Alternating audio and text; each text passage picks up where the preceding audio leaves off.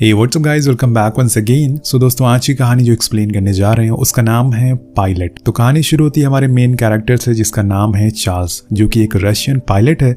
वो इस समय छुट्टी पर है, लेकिन जब वो घर जा रहा होता है तो उसी समय उसे क्लोआ नाम की लड़की दिखती है जिसे कुछ लड़के छेड़ रहे थे। अब वो उस लड़की को उनसे छुड़वाता है, लेकिन आखिर में वो उसके खाने के सामान को लेकर वहां से भाग जाते हैं, जिसमें वो कुछ नहीं कर पाता। अब यहाँ चार्ल्स को उस लड़की से कुछ अलग सा लगाव हो गया था और उसे इस बात की जरा भी अंदाजा नहीं था कि आगे जाकर ये लड़की उसके लिए कितना बड़ा किरदार निभाएगी।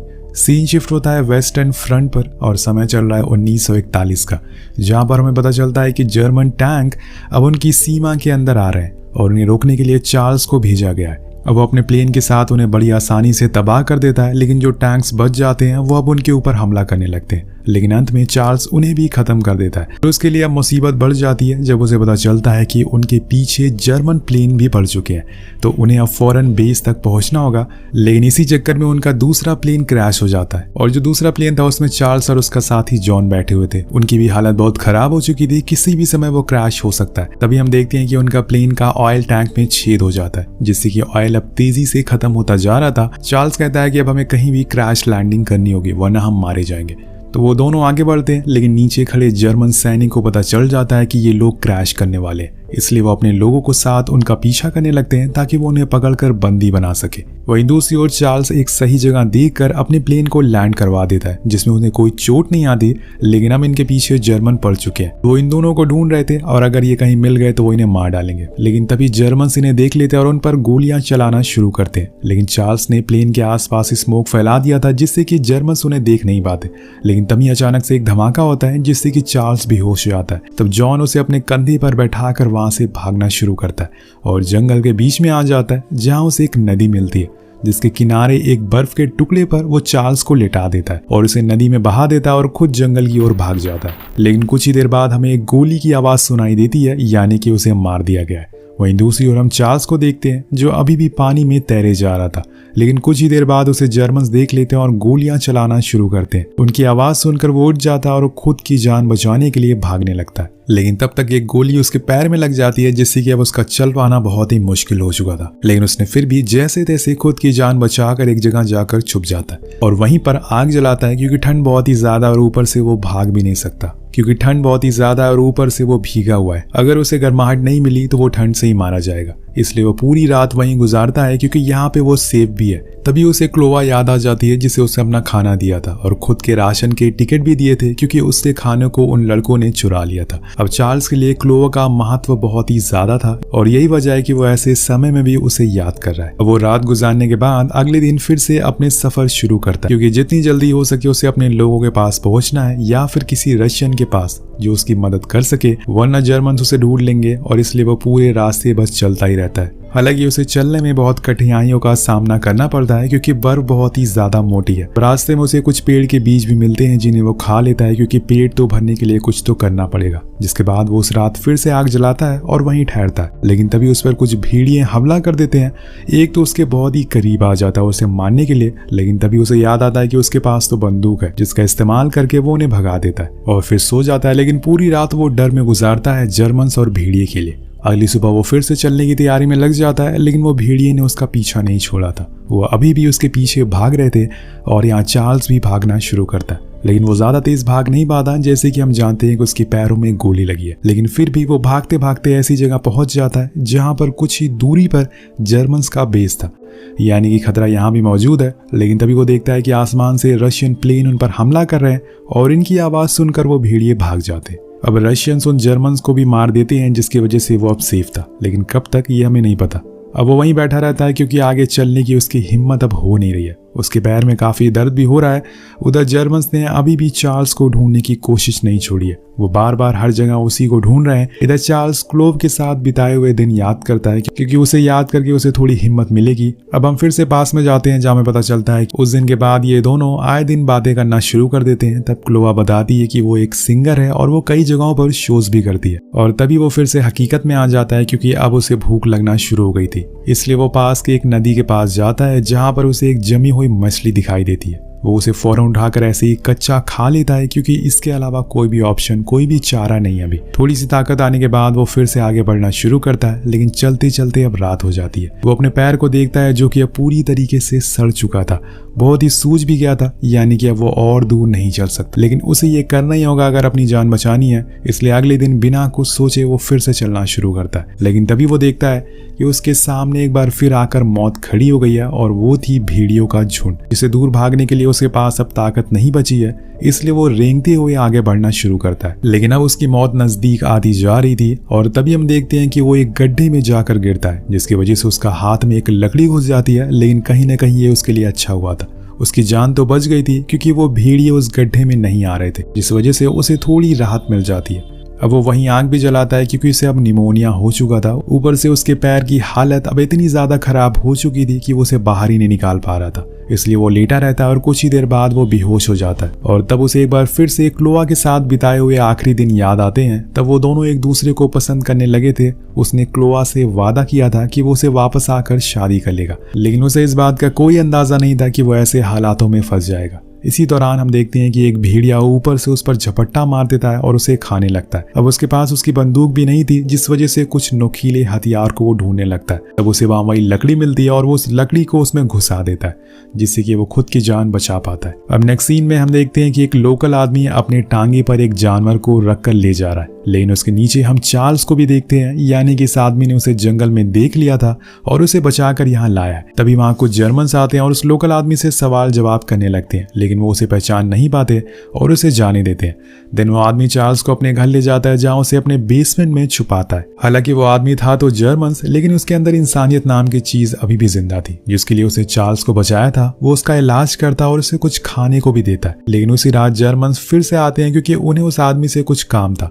असल में वो आदमी एक लोहार होता है और उसे हथियारों को ठीक करना आता था। वो यही ठीक करवाने के लिए यहाँ पर आए थे और तभी उन्हें उस पर शक हो जाता है। अब वो घर को छानबीन करना शुरू करते हैं और तभी नीचे बेसमेंट में चार्ल्स को खांसी आ जाती है, जिसकी आवाज उन्हें ऊपर सुनाई दे देती है। लेकिन चार्ल्स के पास मौजूद जॉनी उसके मुंह पर हाथ रख लेता है ताकि वो कुछ आवाज ना करे। लेकिन तब तक वो जर्मन्स गोलियां चलाने लगते हैं और जो नीचे जॉनी को भी लग जाती है, लेकिन वो कुछ आवाज नहीं करता, जिस वजह से वो वहां से चले जाते हैं बिना उन्हें कुछ कहे। लेकिन कहीं ना कहीं जर्मन्स को पता चल चुका था कि कोई तो यहाँ पर छुपा हुआ है, इसलिए वो जल्दी दोबारा आते हैं और अपने साथियों को लेकर इस बारी उन्हें वो उस बेसमेंट में मिल जाता है। लेकिन वहां कोई भी नहीं था क्योंकि उस लोकल आदमी को पता चल गया था कि वो वापस जरूर आएंगे, इसलिए उन्होंने अपने लोगों के साथ उसे कहीं और शिफ्ट करने का फैसला कर लिया था। और इस समय वो वही कर रहे थे। दो लोग चार्ल्स को एक कार्ट पर खींचते हुए इतनी ठंड में भाग रहे थे। वहीं दूसरी ओर कुछ जासूस से पता चलता है कि उसी परिवार के लोगों ने ही चार्ल्स को कहीं दूर भेजा है, और इसलिए वो जर्मन सोल्जर आदमी के पूरे परिवार को फांसी दे देते हैं और उसके घर को भी जला देते हैं क्योंकि उन्होंने उसके दुश्मन का साथ दिया था। तो एक आदमी को बचाने के लिए इन्हें इतनी भारी कीमत चुकानी पड़ी। अब जर्मन्स कुछ मीटिंग के बाद डिसीजन लेते हैं कि वो लोग ज्यादा दूर तक नहीं गए होंगे, इसलिए उन्हें कल सुबह से ढूंढा जाएगा। सुबह होते ही 3 जर्मन्स निकल जाते हैं उन्हें ढूंढने के लिए। वहीं वो लोग अभी भी चार्ल्स को खींचते हुए आगे ले जा रहे थे। उन्हें इस बात का कोई अंदाजा नहीं था कि उनके पीछे अब जर्मन्स भी लग चुके हैं। कुछ समय के बाद वो जर्मन्स उन्हें देख लेते और उनके पैरों के निशान की वजह से उन्हें पीछा करने लगते हैं। लेकिन तभी तेज हवाएं चलना शुरू हो जाती है, जिस वजह से उसके पैरों के निशान मिटने लगते हैं और अब उन्हें ढूंढने की दिक्कत हो रही थी। इधर दूसरी तरफ अब उन्हें आगे का रास्ता भी दिखाई नहीं दे रहा था, इसलिए वो फैसला करते हैं कि वो चार्ल्स को वहीं छोड़कर आगे जाएंगे और फिर आगे का रास्ता देखकर वापस आएंगे। लेकिन उनका ये फैसला गलत साबित होता है क्योंकि अब जर्मन ज्यादा दूर तक नहीं है। वो थोड़ी देर में उसके पास आ जाते हैं और वहां उन्हें चार्ल्स लेटा हुआ दिखाई देता है। वो उसके पास जाकर चेक करते हैं कि वो जिंदा है या फिर मर गया। लेकिन तभी चार्ल्स अपनी बंदूक से उन्हें मार देता है।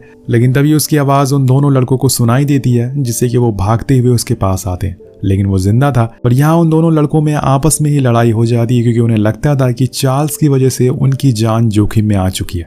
इसलिए एक लड़का उसे छोड़कर वहां से भाग जाता है और जो दूसरा होता है वो चार्ल्स को अभी भी घसीटते हुए आगे ले जा रहा था। लेकिन वहीं पहले वाले लड़के को जर्मन्स देख लेते हैं और अब उसके साथ क्या करेंगे ये आपको पता चल गया होगा। लेकिन वहां चार्ल्स अब धीरे धीरे वो अपनी मंजिल के करीब पहुंचने वाला है, जो कि था रशियन बेस कैंप। अब वो उस वॉर जोन में पहुंच गया था जहां पर दोनों देशों के बीच में आए दिन लड़ाइयां होती रहती है। इसलिए वो लड़का खुद ही लेट जाता और वैसे ही उसे घसीटते हुए आगे ले जा रहा था और कुछ ही देर में वो उसके एरिया में जाकर उसे छोड़ देता और फिर जाने लगता है। लेकिन तभी उसे गोली लग जाती है, जिससे वो भी मारा जाता है। उसने पूरी जान लगा दी थी चार्ल्स को बचाने में, लेकिन वो खुद की जान बचा नहीं पाया। अब यहाँ जब चार्ल्स की आंख खुलती है तो वो खुद को हॉस्पिटल में पाता है, जो कि रशियन के अंडर आता है। यानी कि उन तीनों लोगों ने अपनी जान गंवाकर चार्ल्स की जान बचाई थी। वो लोग कौन थे ये तो चार्ल्स को नहीं पता, लेकिन उसे इतना जरूर पता कि वो उसके लिए फरिश्ते से कम नहीं थे।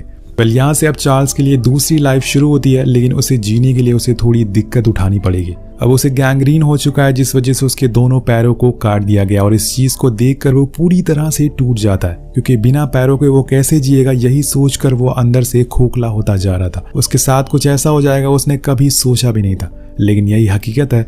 उसे अब इसी तरह से जीना होगा। वो कई बार क्लोव को लेटर भी लिखने की कोशिश करता है, लेकिन हर बार उसके मन में एक सवाल आता है कि आखिर वो उसका सामना कैसे करेगा। उसके दोनों पैर अब नहीं है, इसलिए वो लेटर को कभी भेजता ही नहीं है। उसे हमेशा यही डर रहता है कि क्लोव उसे एक्सेप्ट नहीं करेगी। वहीं दूसरी ओर हम क्लोव को देखते हैं और वो भी उसे लेटर भेजती है, लेकिन चार्ल्स उसका कोई जवाब नहीं देता। अब ऐसे ही ठंड का मौसम निकल जाता है और गर्मियां आ जाती है। एक दिन हॉस्पिटल के बाहर एक कॉन्सर्ट होता है जिसमें क्लोव भी परफॉर्म करने वाली थी। ये वही हॉस्पिटल होता है जहाँ पे चार्ल्स एडमिट था, लेकिन अब उसकी हालत पहले से काफी ठीक हो चुकी है। पर उसे इस बात का जरा भी अंदाजा नहीं था कि उसके हॉस्पिटल में क्लोव आने वाली है। लेकिन जब बाहर ही एक एक करके सभी सिंगर के नाम लिए जा रहे थे, जिसमें से क्लोव का भी नाम लिया जाता है, और उसका नाम सुनकर चार्ल्स उठकर खड़ा हो जाता और पहली बार अपने उस नकली पैर को पहनकर चलने की कोशिश करता है, लेकिन वो चल नहीं पाता और बार बार गिर जाता है। उसकी मदद करने के लिए भी यहाँ पर कोई मौजूद नहीं था, क्योंकि सभी लोग नीचे कॉन्सर्ट में थे। लेकिन वो फिर भी जैसे तैसे खिड़की तक पहुंच जाता है और सालों बाद क्लोव को देख पाता है, लेकिन वो उसके पास नहीं जाता और ना ही उसे आवाज लगाता है। उसकी हिम्मत पूरी तरीके से टूट चुकी थी। वो अंदर ही अंदर खोखला होता जा रहा था। धीरे धीरे समय बीतने लगता है। अब चार्ल्स उन नकली पैरों के सहारे से चलने लग गया था। अब उसे यहाँ रहते हुए 1 साल से ऊपर हो चुका और वो कई हद तक ठीक भी हो चुका था। इसलिए अब उसे छुट्टी मिल जाती है। तब वो एक पार्क में जाता है जहाँ पर उसकी नजर सामने खड़ी क्लोव पर पड़ती है। वो भी चार्ल्स को देख लेती है और उसके पास जाती है, लेकिन उस पर बहुत ही गुस्सा करती है, क्योंकि चार्ल्स ने उसका एक भी लेटर का जवाब नहीं दिया था।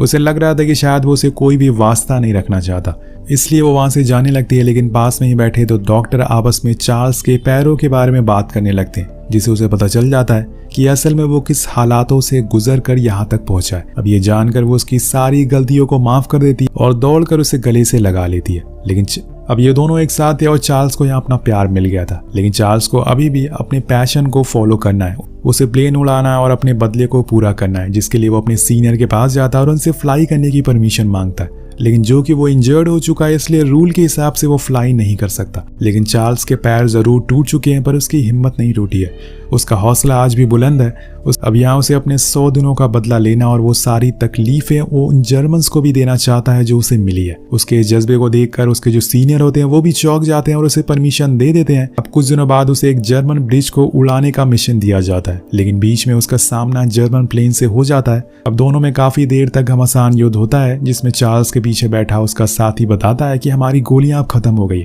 इसलिए हमें वापस चलना चाहिए। लेकिन चार्ल्स के दिमाग में कुछ और ही चल रहा था। वो अपना मिशन पूरा करे बिना तो यहाँ से नहीं जाएगा, इसलिए वो प्लेन को काफी नीचे ले जाता है और उस ब्रिज के काफी क्लोज आ जाता है। लेकिन उसी समय वो स्मोक को ऑन कर देता है, जिससे कि उसके पीछे वाले जर्मन प्लेन को कुछ दिखाई नहीं देता और वो जर्मन प्लेन सीधा जाकर ब्रिज से टकरा जाते हैं और कुछ इस तरह से वो अपने मिशन को पूरा करता है। अब बेस कैंप लौटने पर जब चार्ल्स प्लेन से उतर रहा होता है तो उसके पैर डगमगाने लगते हैं। वो गिर जाता है, जिससे कुछ लोगों को लगता है कि शायद उसने शराब पी रखी है। लेकिन तभी उसका साथी उन सभी को बताता है कि इसने जंग में अपने दोनों पैर खो दिए, लेकिन फिर भी अपने देश की सेवा कर रहा है। अब ये जानकर सभी सोल्जर उसे सल्यूट करते हैं, उसको सलामी देते हैं। जो चार्ल्स ने किया है वो शायद कोई और नहीं कर पाएगा। अब आखिर में हम कुछ पायलट्स की रियल फोटोज को भी देखते हैं, जिन्होंने अपने देश के लिए अपना सब कुछ कुर्बान कर दिया। क्योंकि एक सोल्जर ये नहीं पूछता कि देश ने उसके लिए क्या किया है, वो ये पूछता है कि वो देश के लिए क्या कर सकता है। वेल, ये डायलॉग तो आपने सुना होगा। किस फिल्म का है नीचे कमेंट करके जरूर बताएगा। मिलते हैं आपसे वीडियो में। Thank you so much watching. Peace out.